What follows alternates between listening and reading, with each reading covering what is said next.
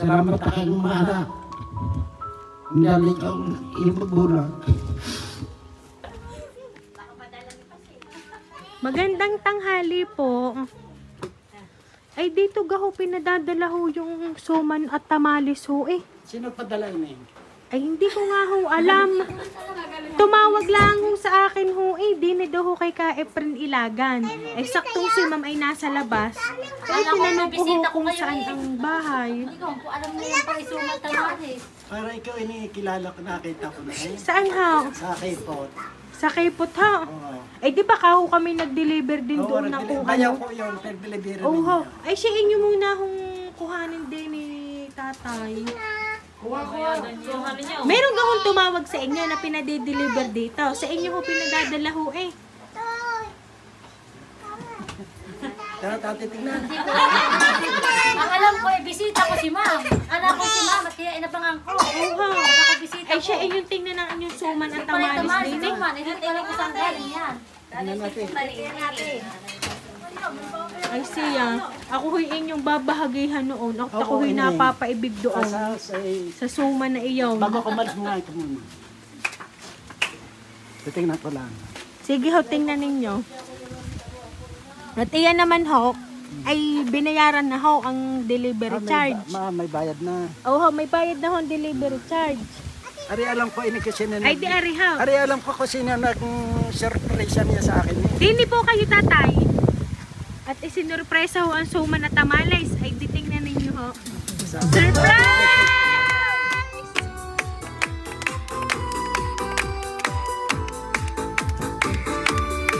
Ayan, so Sir Efren, happy birthday po!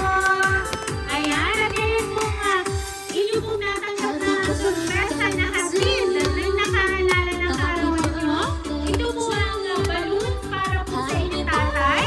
At syempre sir, makakatanggap po kayo ng more than 4,000 pesos na money bouquet. Ayan.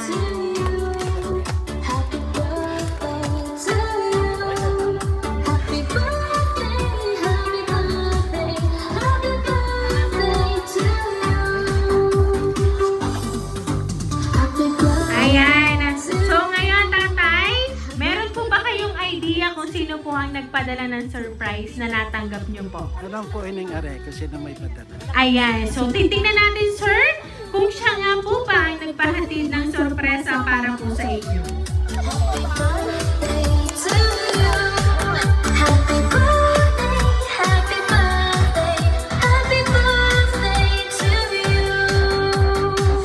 Una sa lahat, binabati ko ng happy birthday ang unang lalaki sa buhay ko. Ama, wala akong ibang hiling kundi ang malusog na pangangatawan at marami pang birthday ang dadating sa'yo para makasama ka namin ng matagal. Salamat Ama dahil nung time na nagkasakit ka, ay lumaban ka talaga para sa amin. Mahal na mahal ka namin. Palagi mo yung tatandaan. Hindi man tayo mayaman sa pera, pero mayaman naman tayo sa pagmamahalan ng ating pamilya at walang makakatumbas na salapi sa masaya at nagkakaisa nating pamilya. Huwag na kayong rides ng kakanghuwaning, maedad na kayong dalawa. Ingatan lagi ang sarili dahil hindi ko kaya kapag wala kayo. Pasensya ka na Ama kung ito lang munting na sorpresa ang naibigay namin para sa inyong kaarawan. Alam niyo naman, wala tayong gano'n na kadaming pera para makapagbongga pero sapat na sa amin ang maiparanas namin sa inyo ang ganitong sorpresa. Sayang wala na ang ina, sana'y nakasama din natin ang ina bagamat wala naman siya, alam kong masaya siya at siya ay nakatingin. Again, happy birthday sa pinakamamahal na ama. Huwag na kayong playboy. Naedad na. Nagmamahal, Hasmin. Ayan. At sir, meron pa rin pong message para po sa inyo. Una sa lahat, binabati kita Ama ng happy birthday. Sana ay napasaya namin kayo sa sorpresang inihanda namin sa inyo. Alam ko na hindi nyo ine-expect ang sorpresang ito at dahil kayo ang bida ngayong araw na ito, sige Ama, mag-enjoy lang kayo. Isang pasasalamat na din dahil binigyan pa kayo ng Panginoon sa pangalawang pagkakataon na mabuhay at makasama pa naming magkakapatid. Hipag at bayaw nyo. Kaya sana Ama, aalagaan nyo na ang sarili nyo ha. Iiwasan na ang pag-iinom at ikay patanda na hindi na sa pabata. Kahit malayo ako sa inyo at hindi ko man masabi ito sa personal, ngayon ko sasabihin Ama na mahal ko kayo. Siya, tama na, more drama na at basta't palagi kayong mag-ingat ha. Happy birthday ulit. Ang inyong magandang anak, walang iba kundi si Diana. I love you Ama. And meron pa rin sir, mensahe para po sa inyo. Una sa lahat, nagpapasalamat po ako kay Lord sa ibinigay niya ulit na edad sa aking naunang lalaking minahal. Ama, happy 66th birthday sa iyo. Sana ay napasaya namin na ikaw ng iyong mga anak sa simpleng sorpresa na inihanda namin sa iyo. Ama, salamat sa lahat ng pagmamahal at sakripisyo mo sa aming lahat. Salamat Ama dahil sa kabila ng lahat, hindi ka sumuko. Bagkus lumaban ka dahil alam mong kailangan ka pa naming mga anak at manugang at mga apo mo. Alam kong hindi biro ang pinagdaanan mo sa sakit, kahit alam kong napakahirap bilang isang anak na nakikita kang hirap na noon, pero talagang hindi mo kami sinukuan. Bagkus lumaban ka, at dun pa lang napaka-bless namin kasi hindi ka sumuko sa hamon ng buhay na dumating sa buhay mo.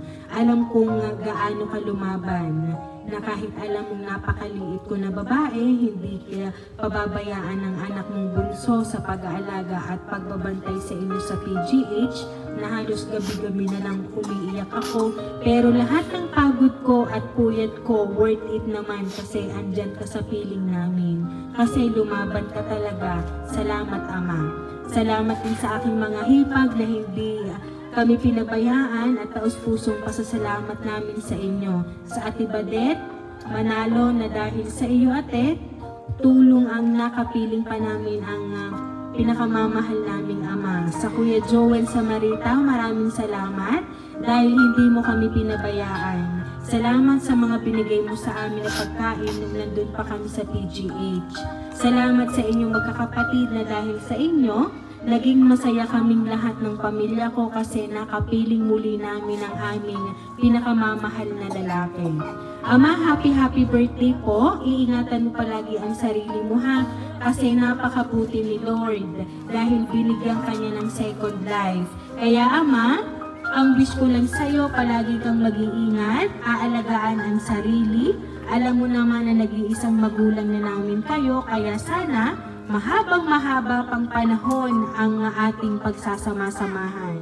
Nandito lang ako palagi handang tumulong sa pangangailangan mo. I love you aking the best man in the world, Ama Efren Ilagan. I love you so much. Nagmamahal ang inyong bunsong anak, Judy Ann. Ayan. So sir, sila po ang nagpadala ng mensahe para po sa inyo, lalo na po ang sorpresa pong inyo pong natanggap.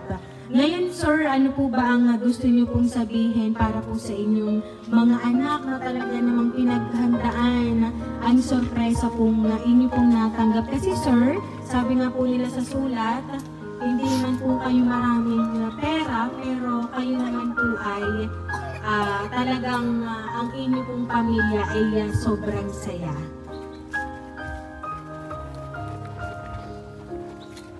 Hello.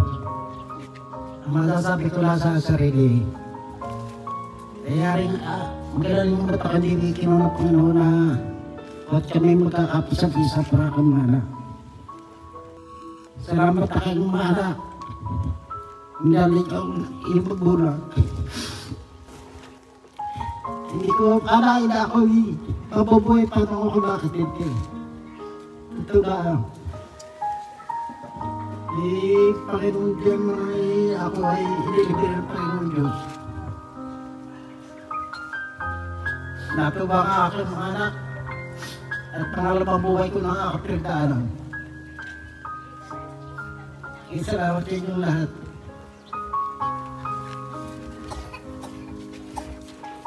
Ayan. So tatay, ang inyo pong mga anak ay walang ibang hiling kundi palagi niyong aalagaan ang inyong sarili dahil nga po sa inyo pong pinagdaanan talaga namang saksi sila na kayo ay nakitang nahihirapan pero lumaban kayo para po sa kanila. Laban nga ako. Kaya tatay, palagi niyong tatandaan ha, iingatan niyo ang inyong sarili sa pangalawang buhay na ibinigay ng Panginoon. At marami pong nagmamahal para po sa inyo, sir. Kaya naman po, Tatay Efren, once again, happy birthday!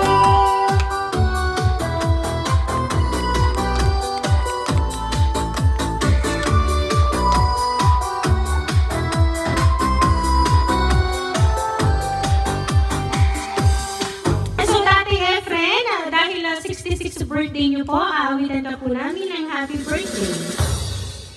Happy birthday to you. Happy birthday to you.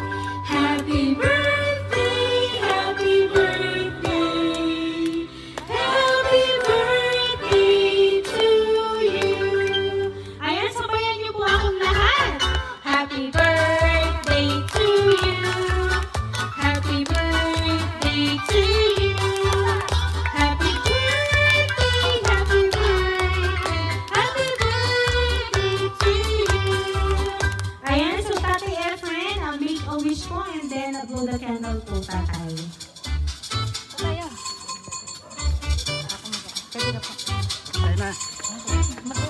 Ayan, so Tatay, mag-wish po muna kayo before niyo pong i-blow ang candle. Happy birthday to you. Happy birthday, and the sun tonight. Ayan, so Tatay, kami lang po ay magpapakilala. Kami po ang Rain Surprise Delivery all the way from Barangay Calicanto, San Juan, Batangas. At muli, Tatay Efren, binabati ka po namin ng